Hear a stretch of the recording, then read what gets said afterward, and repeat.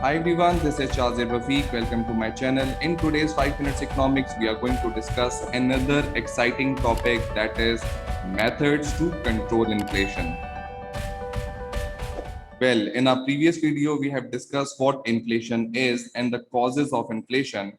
In today's topic, we are going to discuss the methods or policies that government use to control inflation in an economy.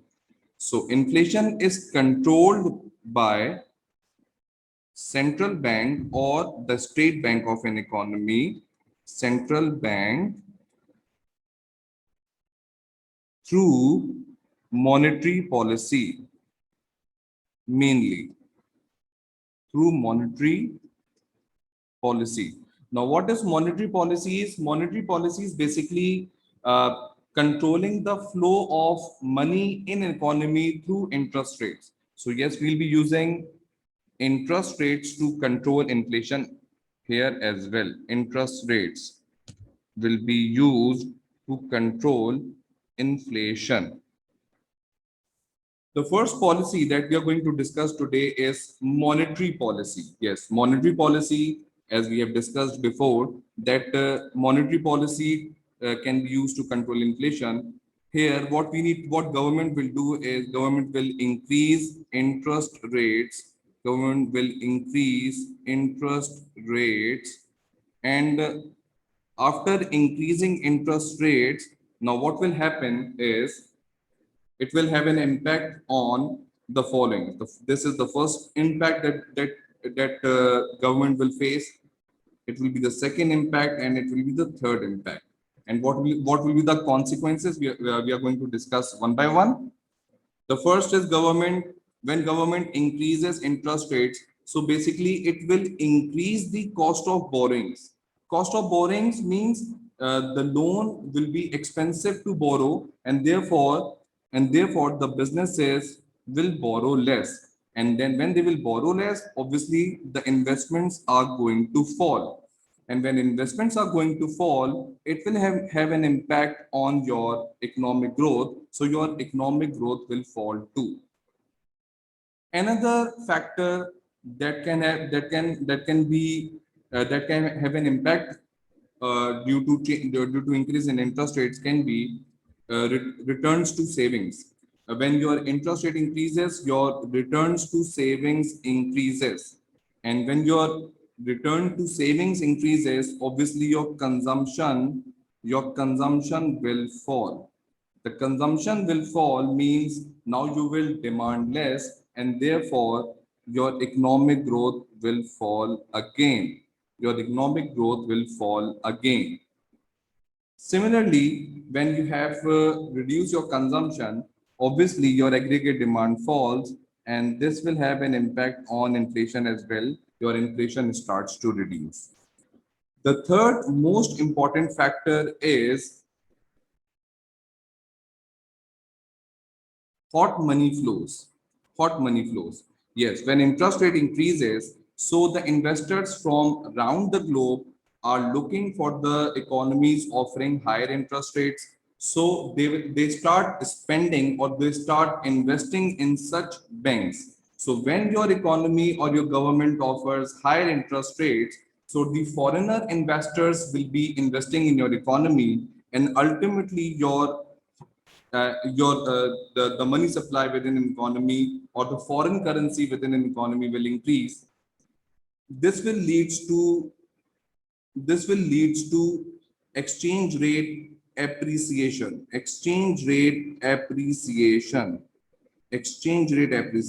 Yes, your currency appreciates, and when your currency appreciates, basically it will reduce your inflationary pressure.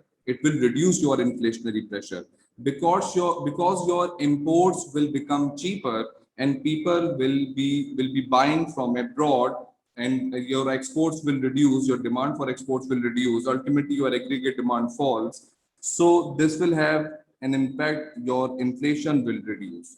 So these are some of the consequences or effects of increasing interest rates, and this is how government uses interest rates to control inflation. Another factor is more fiscal policy. Yes, fiscal policy is another policy that government use to control inflation. What government do is here, government will increase taxes. Government will increase taxes. Now, what will happen when government increase taxes? When government increase taxes, so your disposable income reduces.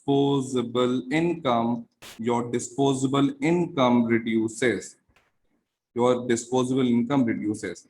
And when your disposable income reduces, it will reduce your aggregate demand. It will reduce your aggregate demand, as we can see from the diagram as well. Now, this is supposed to be your aggregate supply,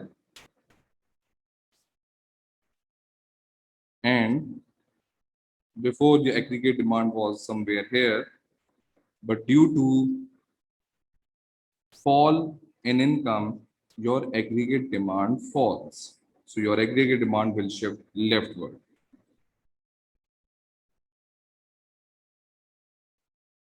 This is your aggregate supply. This was your aggregate demand, and this was your equilibrium, that is E. Here your prices were somewhere here, and your GDP was somewhere here. After there was a shift in aggregate demand, that your aggregate demand falls and moves leftward, your aggregate supply, your equilibrium falls to E1, and your prices starts to fall, and your GDP will fall too. So this is how fiscal policy create impacts. It basically reduces your inflation, but it also reduces your real GDP. So this can cause a recession in economy. This can cause a recession in economy as well. So it is quite dangerous.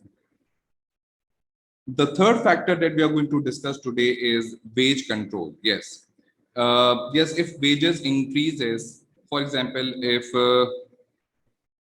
trade unions, if trade unions, if trade unions ask for higher wages for the employees, so obviously higher wages means higher income, higher income and higher income means higher aggregate demand, higher aggregate demand, and higher aggregate demand means demand pull inflation, demand pull inflation.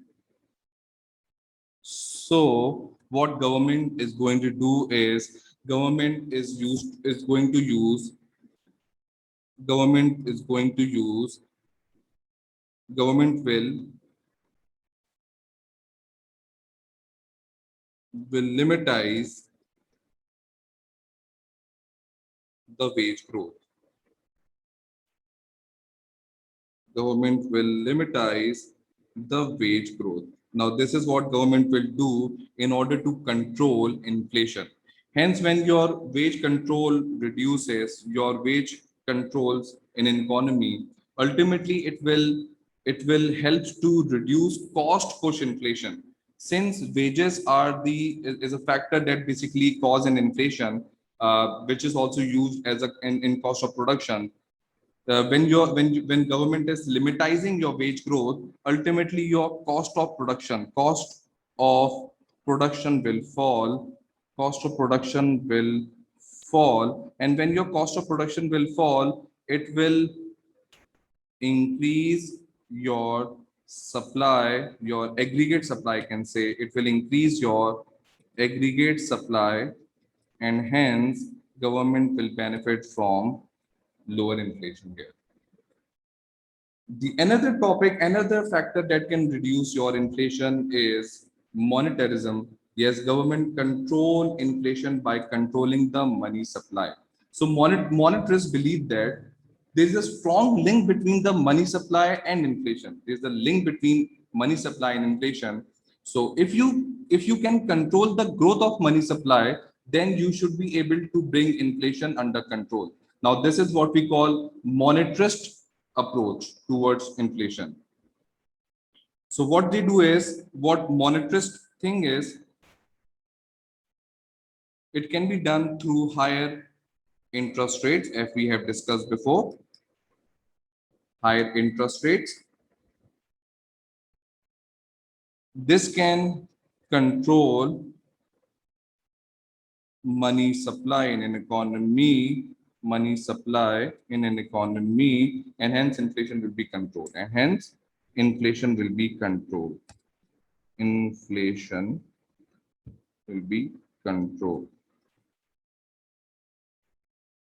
So this is one of the monetarist approach towards inflation. The last but not the least is money supply side policies. Yes, supply side policies. Often inflation is caused by persistent uncompetitiveness and rising cost. So government use supply side policies to control inflation and to enable the economy to become more competitive and help to moderate inflationary pressures. For example, flexible labor markets. Government can offer low cost labor. Government can offer low cost labor. So low cost labor means low cost of production, and the same factor we have discussed above, low cost of production means lower expenses, high profitability, and ultimately the aggregate supply will increase. Another factor that government can use to control inflation is government can offer subsidies. Government can increase subsidies. So government, this is what we call government support. It can be financial, it can be non-financial. Government can give tax exemptions. Government can offer lower taxes. Government can ask you for, can also share in your capital investments if you are coming up with latest technology. So increasing subsidies will lead to increase in aggregate supply, and increase in aggregate supply means government can reduce inflationary pressure here. If you enjoyed this video and want to hear from me again, be sure to hit that subscribe button before you go. Thank you.